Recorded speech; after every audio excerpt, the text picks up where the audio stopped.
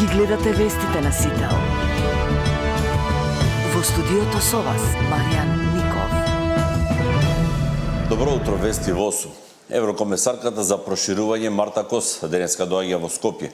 Пораката е дека сега е моментот за проширување и дека Македонија треба да го почне процесот.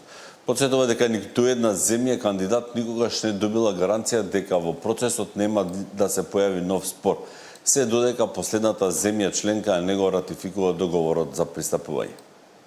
Покажавте силни перформанси во рамките на реформската агенда. Доаѓам во Скопје за да ја охрабрам владата да го стори истото со пристапните преговори, затоа што сега имаме можност, што се случува еднаш во генерацијата, да го оствариме проширувањето, вели Кос во интервју за Мија ден пред пристигнувањето. Но истовремено и потенцира дека Европската унија досега никогаш нема дадено гаранции на земја кандидат дека нема да има никаков спор во процесот на преговори.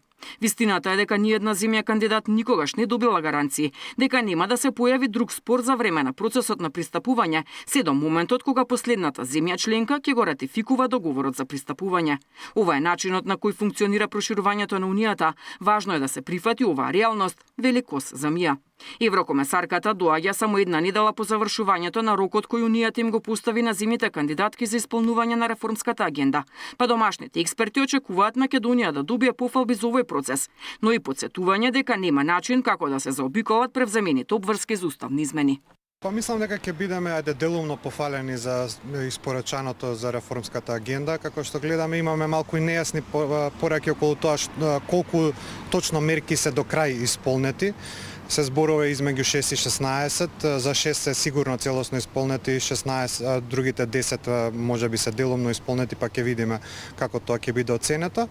Значи, тоа е едната од точките, да се одржи тој некој моментум во Западниот Балкан во однос на реформската агенда и ќе се зборува, предпоставувам, и за доста новите идеи кои се однесуваат на природата на членството во Европската унија во иднина. Исто така ќе ги повтори пораките за потребата од промена на уставот, тоест исполнувањето на преговарачката рамка. Не верувам дека тука ќе се случат некои посебни промени. Покрај заедничката пресконференција со премиерот Мицкоски, дел од утрешната агенда на Кос се и средби со вице-премиерот за европски прашања Беким Сали и спикерот Гаши. А пред заминување од Скопје, еврокомесарката ќе го посети и студентскиот дом Стив Наумов, кој во моментов се реконструира со европски пари. Деспина Тодоровска, Сител телевизија. Председателката Гордана Силјановска-Давкова денеска на самитот на НАТО ќе се обрати на состанокот на Северноатлантскиот совет на ниво на шефови држави и влади, што се одржува во председателскиот комплекс Бештепе во Анкара. По пресред на самитот на НАТО, Силјановска-Давкова синоќа присуствуваше на приемот организиран од председателот на Република Турција Реджеп Тајип Ердоган, а Силјановска-Давкова на самитот ја предводи македонската делегација во чиј состав се министрите за одбрана и за надворешни работи и надворешна трговија, Владо Мисајловски, Тимчо Мусунски, како и генерал-мајор Сашко Лавчиски, началник на генерал-штабот на армијата. Во фокусот на агендата на самитот е јакнењето на колективната безбедност на алијансата преку поголеми инвестиции во одбраната, развојот на одбранбената индустрија и унапредување на одбранбените способности, како и продолжувањето на поддршката за Украина. На маргините на самитот предвидено е председателката Силјановска-Давкова да освари средби со шефови на делегации на дел од земјите членки на НАТО. На самитот ќе присуствува генералниот секретар на НАТО Марк Руте и председателот на Европскиот совет Антонио Кошта. Дводневниот самит во Анкара ги собира лидерите на 32 земји членки на НАТО.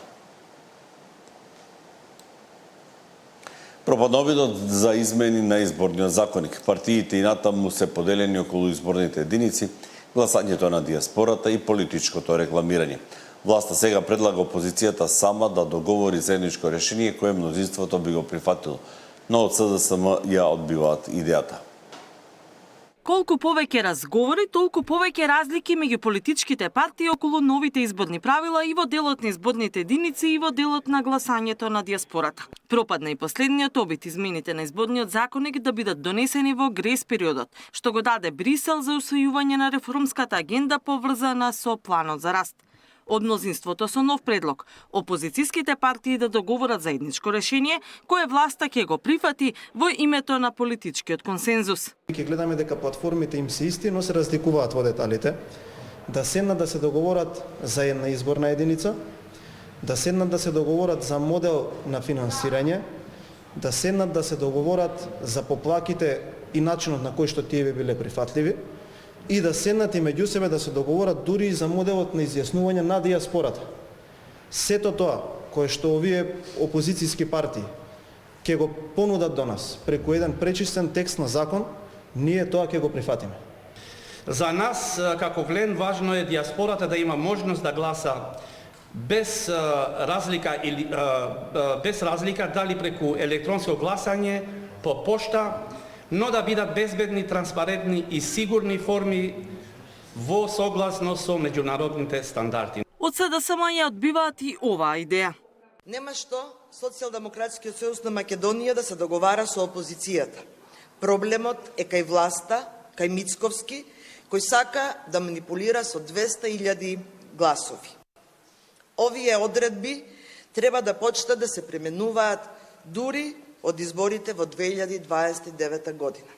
Значи, има доволно време да се изгради сериозен, сигурен и кредибилен модел ни широка јавна дебата и политички консензус. Левица е задоволна тоа што власта прифаќа една изборна единица како што тие бараат. Сепак сметаат дека договор со останатиот дел од опозицијата е речиси невозможен. Не е тоа едноставна работа, гласање на дијаспората, па ако сакате и една изборна единица што може да се усогласи у едно попладне со пола час муабет, значи тоа се сериозни работи кои што треба месеци и месеци пеглање, разгледување на детали, безбедносни протоколи, така да речем и така натаму. Албанската опозиција со диаметрално спротивни ставови. ВМРО-ДПМНЕ се повлече од две суштински точки на договорот. Прво, од електронското гласање на дијаспората, барајќи гласањето да се спроведува по пошта, и второ, од договорот подзаконските акти на Државната изборна комисија, што се однесуваат на електронското гласање на дијаспората, да се донесуваат со консензус. Дијаспората да има право да гласа по електронски пат или по пошта, прифатливо е било кој од овие начини за нас како Албанска лига и за парламентарни, и за локални, и за председателски. Измените на изборните правила заглавија со речиси 14.000 опозицијски амандмани. И покрај тоа што неколку пати партиите седнаа на иста маса, договор се уште нема. Уставниот суд пак утре ќе расправа по иницијативата на Пасиев за неравномерното политичко рекламирање. Сличен предмет пред судот имаше и во 23-та на иницијатива на Павле Трајанов. Тогаш судиите го одбија предметот, но актуелниот председател Дарко Костадиновски имаше издвоено мислење дека изборниот законник во делот на политичкото рекламирање е спротивен на политичкиот плурализам, еднаквоста и владењето на правото. Катерина Нешкова, Сител телевизија.